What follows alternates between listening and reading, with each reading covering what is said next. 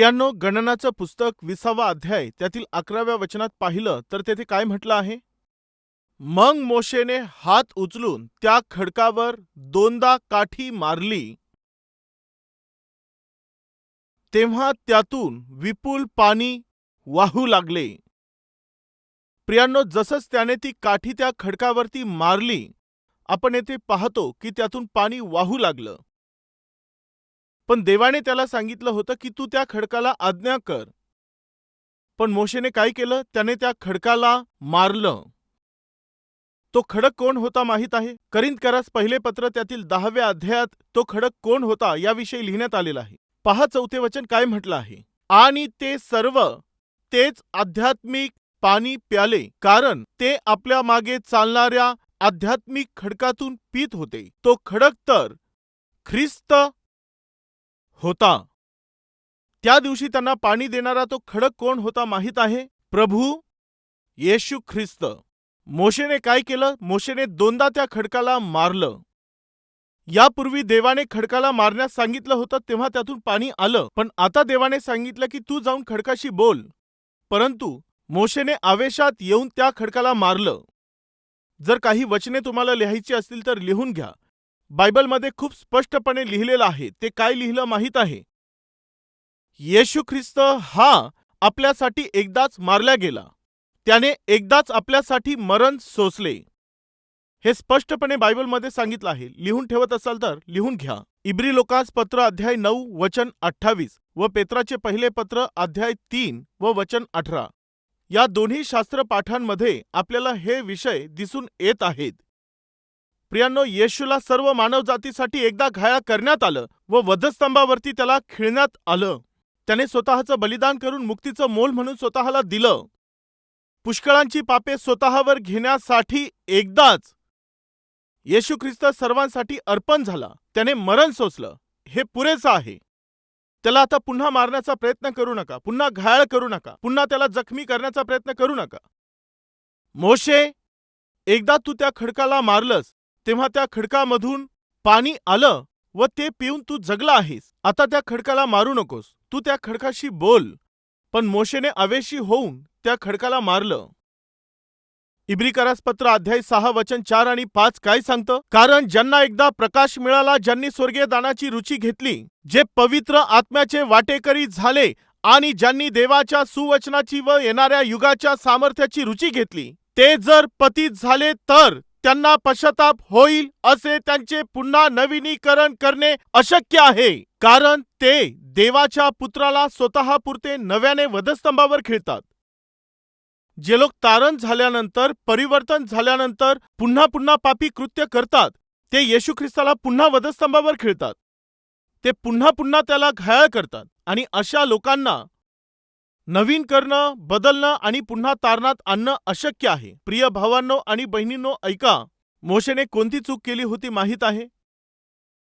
मोशेला हे सांगितलेलं होतं की तू खडकाशी बोल, परंतु त्याने खडकाला मारलं. अशा प्रकारे मोशेने मारून चूक केल्यानंतर देवाने त्यांच्या गरजेप्रमाणे त्यांना पाणी दिलं. परंतु परमेश्वर मोशेशी बोलला, मोशे, तू हे काय केलंस? लोकांच्या समोर तू माझ्या नावाचा आदर केला पाहिजे होतास, माझा सन्मान केला पाहिजे होता, पण तू हे काय केलंस? तू माझा अनादर केलेला आहेस. मी काय सांगितलं आणि तू काय केलंस? तू खडकाशी बोल असं सांगितल्यावर तू त्या खडकाला मारलंस. मोशे, ऐक. तू व तुझ्यासोबत या कार्यामध्ये जो सहभागी झाला तो अहरोन, तुम्ही दोघे ऐका. तुम्ही त्या वचनदत्त देशामध्ये अजिबात जाऊ शकणार नाही. पहा 12वे वचन. ह्यावर परमेश्वराने मोशे व अहरोन यांना म्हटले, तुम्ही माझ्यावर विश्वास ठेवला नाही, इस्रायल लोकांसमक्ष माझे पावित्र्य प्रगट केले नाही, म्हणून ह्या मंडळीला जो देश मी दिला आहे त्या देशात ह्यांना नेणे तुमच्या हातून घडणार नाही. मोशे, आता तुझं संपलं. तुझं आता सर्व संपलं. आता तुला वचनदत्त देशात प्रवेश करता येणार नाही. प्रियांनो, आपण पाहिलं अहरोनाचा मृत्यू कधी झाला? 40व्या वर्षाच्या 5व्या महिन्यात. या लोकांनी त्या जंगलात किती वर्ष प्रवास केला? 40 वर्ष. त्यानंतर काय होणार होतं? हे लोक वचनदत्त भूमीत जाणार होते. आता हा मोशे कोठपर्यंत आलेला होता? त्या 40व्या वर्षात तो होता. अगदी शेवटच्या वर्षाला, त्याच समयाला मोशे आपला राग कंट्रोल करू शकला नाही. त्याच्या क्रोधाला तो संयमात ठेवू शकला नाही. किती दुःखाची गोष्ट आहे. प्रिय भावांनो आणि बहिणींनो, वचन सांगतं एखाद्या गोष्टीच्या आरंभापेक्षा तिचा शेवट बरा व जन्मदिवसापेक्षा मृत्यूचा दिन हा बरा आहे. मोशे सारखा महान व्यक्ती अंतिम वर्षांमध्ये येऊन तेथे त्याने केलेल्या त्या चुकीमुळे वचनदत्त देशात तो जाऊ शकला नाही. तर मग आपण किती सावध असलं पाहिजे. आपण किती अधिक देवाचं भय बाळगून जगलो पाहिजे. देवाच्या सान्निध्यात आपण राहिलो पाहिजे. व त्याचप्रमाणे वचनाच्या प्रकाशात जेव्हाच्या तेव्हा आपलं जीवन तपासून सावधगिरीने आपण जगलो पाहिजे. यावर जरा विचार करा. प्रियांनो, त्या दिवशी मोशे परमेश्वराकडे जाऊन तो बोलला, परमेश्वरा, एकदा मी तो देश पाहू इच्छित आहे, प्लीज. त्याने किती जास्त विनवणी केली असेल, किती अधिक तो तळमळला असेल. पहा अनुवादाचं पुस्तक अध्याय 1 वचन 37 पासून. तुमच्यामुळे माझ्यावरही परमेश्वर रागावून म्हणाला की तू ही त्या देशात प्रवेश करणार नाहीस, पण नूनाचा मुलगा यहोशवा ह्याचा प्रवेश होईल. आता 3 अध्याय 25 वचन पहा. तर मला पलीकडे जाऊ दे आणि यार्देन पलीकडे असलेला तो उत्तम देश, तो चांगला डोंगराळ प्रदेश आणि लबानोन माझ्या दृष्टीस पडू दे. प्रियांनो, आपण येथे पाहत आहोत परमेश्वराकडे जाऊन मोशे त्याला विनंती करत आहे, प्रभू, मी एकदा तो वचनदत्त देश पाहू इच्छित आहे. तू अब्राहमाला अभिवचन दिलं होतंस ना, इसहाक आणि याकोब यांना तू अभिवचन दिलंस ना, जो देश देण्याची प्रतिज्ञा तू त्यांच्याशी केलीस आणि मिसर देशामधून लाखो लोकांचं नेतृत्व करण्यासाठी तू मला आणलंस. एकदा बापा, प्लीज, तो देश मी एकदा पाहू इच्छित आहे. ही प्रार्थना त्याने केली. पण काय घडलं? पण तुमच्यामुळे परमेश्वर माझ्यावर रुष्ट झाला आणि त्याने माझे ऐकले नाही. परमेश्वर मला म्हणाला, पुरे, ही गोष्ट पुन्हा माझ्याजवळ काढू नकोस. मोशे, तू पुन्हा कधीच त्या वचनदत्त देशात मला जाऊ दे असं बोलू नकोस. तेव्हा मोशे बोलला, ठीक आहे परमेश्वरा, कमीत कमी दूरवरून तरी तो देश मला पाहू देशील का? पहा गणनाचं पुस्तक अध्याय 27 12 आणि 13 वचन. परमेश्वर मोशेला म्हणाला, ह्या अबारीम पर्वतावर तू चढून जा व जो देश मी इस्रायल लोकांना देऊ केला आहे तो तेथून पहा. तो पाहिल्यावर तुझा भाऊ अहरोन जसा आपल्या पूर्वजांना जाऊन मिळाला त्याप्रमाणे तूही आपल्या पूर्वजांना जाऊन मिळशील. मोशे, तू पुन्हा पुन्हा मागत आहेस ना, मी तिकडे जातो, एकदा पाहतो. तुला तिथे जाता येणार नाही, परंतु तुला तो देश पाहण्याची संधी मी देतो. एकदा तो देश तू पाहून घे व तो पाहिल्यानंतर मोशे, तू मरून जाशील, तुझी जीवन यात्रा समाप्त होईल. प्रियांनो, पाप हे आपल्याला ध्येयापर्यंत जाऊ देत नाही. पाप ज्याची अपेक्षा तुम्ही करत आहात ते तुम्हाला प्राप्त होऊ देणार नाही, त्याचा अनुभव घेऊ देणार नाही. अवज्ञा करणं, बंड करण्याचा स्वभाव तुमच्या ज्या आशा आहेत त्यांना प्राप्त करू देत नाही. तुम्ही जो बांधलेला आहे त्या स्वप्नाच्या महलाला ते उद्ध्वस्त करून टाकतं. त्या वेळेपर्यंत तुम्ही अद्भुत सेवा केलेली असेल, तुमची अतिशय अद्भुत अशी सेवा असेल, तुम्ही एक मोठे अद्भुत सेवक असाल, परंतु ऐका, जर तुम्ही देवाच्या विरोधात चुकीचं पाऊल तुम्ही टाकाल तर, पापी कृत्य कराल तर त्याची किंमत भरल्या वाचून तुम्ही वाचू शकणार नाही. प्रियांनो, एकदा जरा मोशेविषयी तुम्ही विचार करा. तो कोटपर्यंत पोहोचून कोठे तो अडखळून पडला. परमेश्वर त्याला बोलत आहे, मोशे, तू पुन्हा माझ्याकडे असं बोलू नकोस. देवाच्या लोकांसाठी कितीतरी वेळा मोशेने प्रार्थना केली, तेव्हा परमेश्वराने ती प्रार्थना ऐकली. परंतु मोशे स्वतःसाठी जाऊन, देवा, एकदा मी तो देश पाहतो, एकदा जातो. देव बोलला, हे जमणार नाही, तुला जाता येणार नाही. देवा, कमीत कमी पाहू तर दे, दूरवरून मी पाहिल, ठीक आहे, ये. प्रियांनो, अनुवादाचं पुस्तक त्यातील शेवटचा अध्याय मोशेच्या मृत्यूविषयी येथे लिहिलेला आहे. मग मोशे मोवाबाच्या मैदानावरून यरीहो समोरील पिसगा पर्वताच्या नबो नामक शिखरावर चढला. प्रियांनो, हा मोशेचा शेवटचा दिवस होता व शेवटचा पर्वत होता ज्यावरती तो चढला.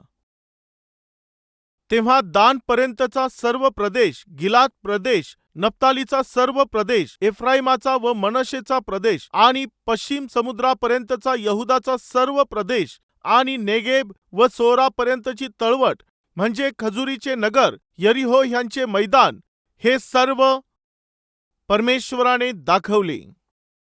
प्रियांनो, देवाने त्याच्यावरती रुष्ट होऊन मोशेने केलेली विनंती ऐकली नाही, परंतु परमेश्वराने आपल्या मनामध्ये मोशेच्या प्रती असणारी जी दया होती, जी करुणा होती, ती दाखवली. मोशे, ठीक आहे, तू या पर्वतावरती चढ, त्या पर्वतावर जाऊन उभा राहा. मी प्रतिज्ञा करून देव केलेला तो जो देश आहे तो मी तुला दाखवतो.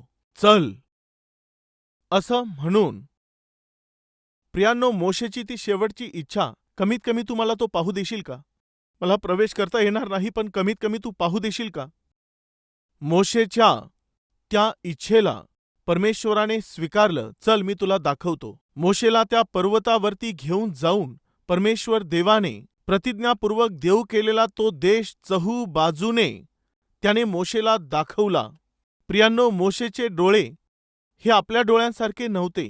बायबल सांगतं मोशेचं वय 120 वर्षांचं झालं होतं तरी, पहा 34वा अध्याय 7वे वचन, मोशे मृत्यूसमयी 120 वर्षांचा होता, तरी त्याची दृष्टी मंद झाली नव्हती व त्याची प्रकृतीही क्षीण झाली नव्हती. कारण माहीत आहे, 120 वर्षांच्या वयामध्ये देखील मोशे त्या पर्वताच्या उंच टेकडीपर्यंत चढू शकला. आमच्यात काही लोक आहेत जे ऑटोत देखील चढू शकत नाहीत, आणि काही लोकांना जेव्हा बसने प्रवास करावा लागतो तेव्हा ते बसमध्ये देखील चढू शकत नाहीत. हे खरं आहे की नाही?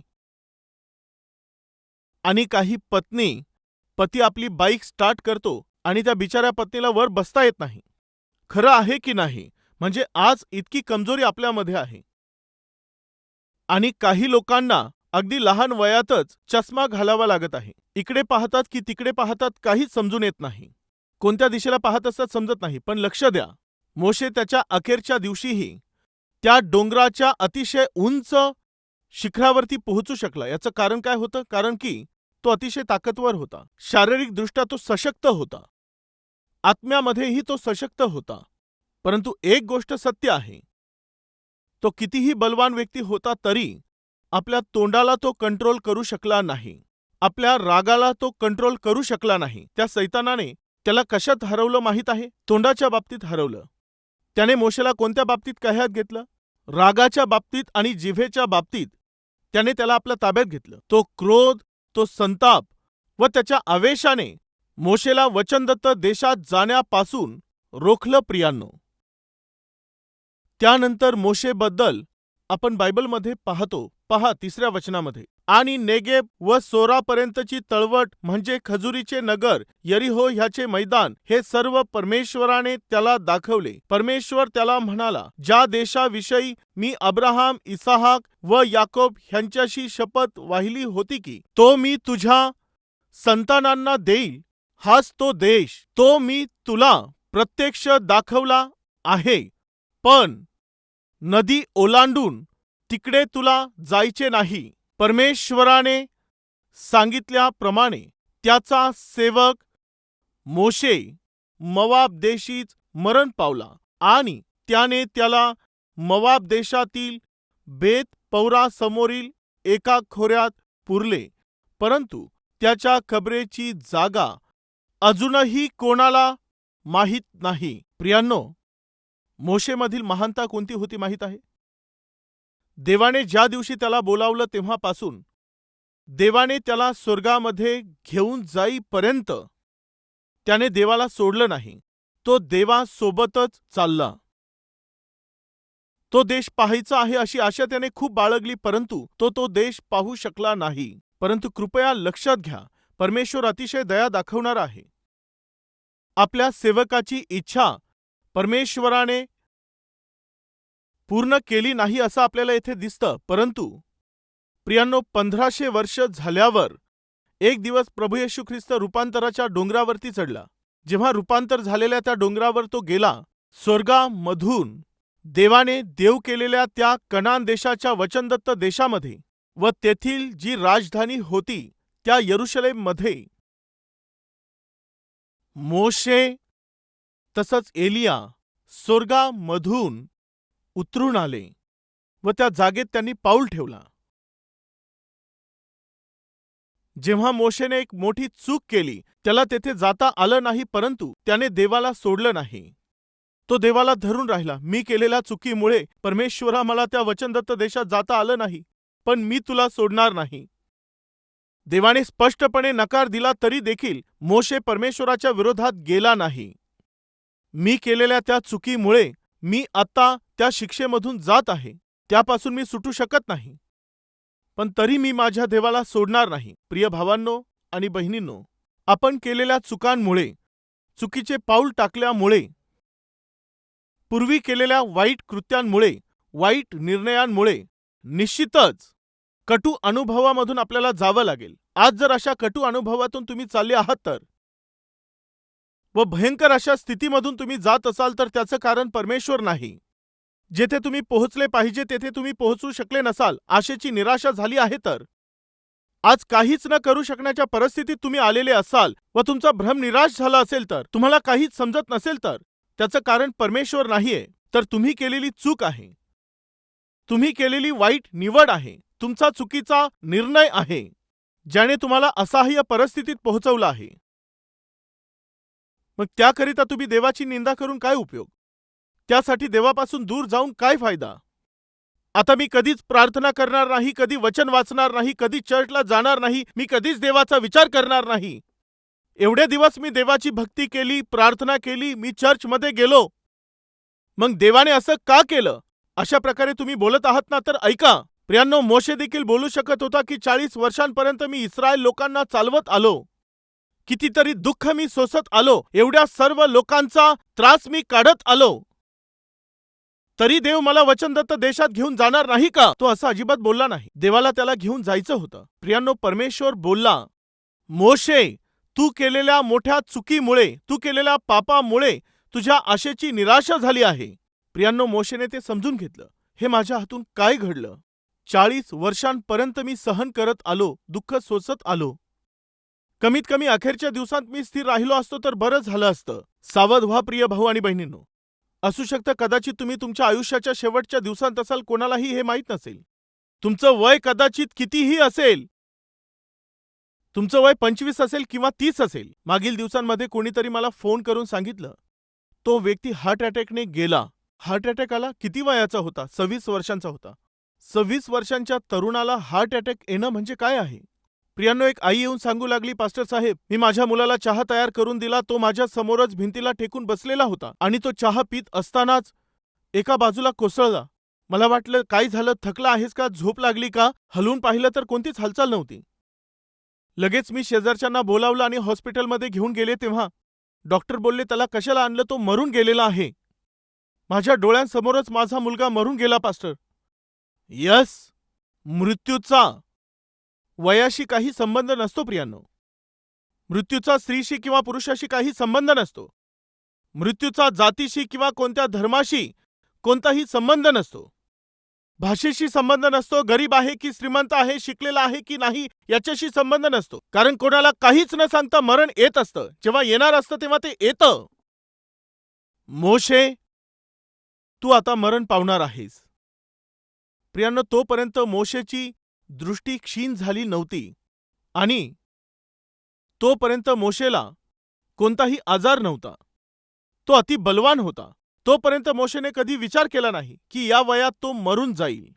तुम्ही कल्पना देखील करू शकत नाहीत की या वयात मला मरण येईल. मोशेने कल्पनाही केली नव्हती. अशा वेळेमध्ये त्याला बोलावणं आलं. तुम्हाला व मला कोणत्या दिवशी ते बोलावणं येईल माहिती नाही.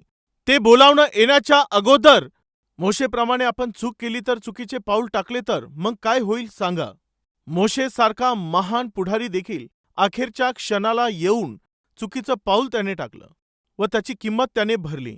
हे सर्व मोशेनेच परमेश्वराच्या आत्म्याद्वारे नियमशास्त्रामध्ये लिहून ठेवलं. त्याने केलेली चूक देखील त्याने खास करून लिहून ठेवली. याचं कारण माहीत आहे? आपण सर्वांनी तो इतिहास वाचून सावध व्हावं. आपण सर्वांनी तो इतिहास वाचून महत्त्वाचे पाठ शिकावे आणि बहुमूल्य जीवन जगावं.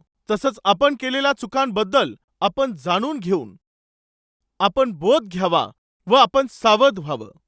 प्रियांनो, मोशेने जेव्हा कल्पना केली नव्हती अशा वेळेमध्ये त्याला बोलावणं आलं. त्याने विचारही केला नव्हता की त्या अखेरच्या वर्षात तो मरून जाणार आहे. ते अखेरचं वर्ष होतं.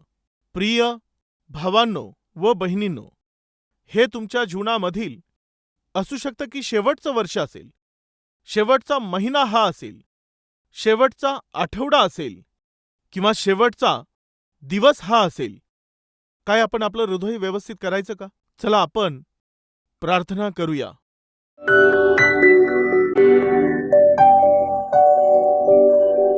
पवित्र परमेश्वर देवा, मोशेच्या जीवनामधून अद्भुत असे पाठ आज तू आम्हाला शिकवले आहेस. बापा, यासाठी तुला धन्यवाद देतो, तुझी स्तुती आणि तुझं गौरव करतो.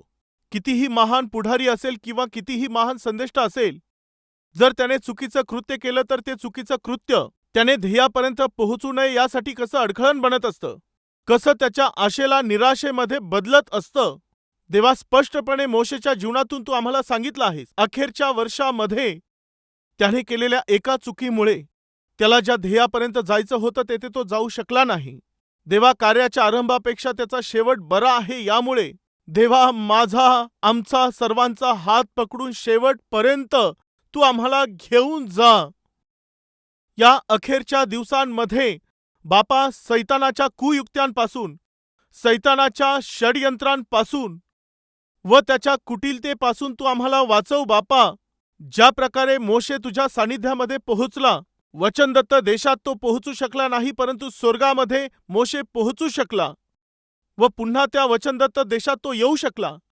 त्याच्यावर दया दाखवून मोशेची ती इच्छा देवा तू पूर्ण केलीस.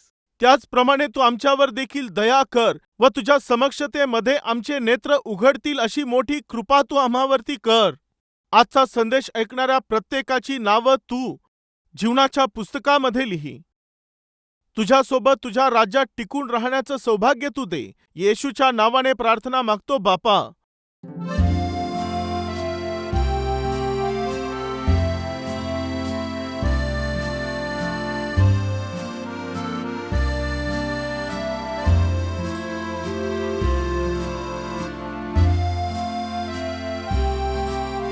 आमचा पत्ता Calvary, post box number 30, Kukatpally, Hyderabad 72.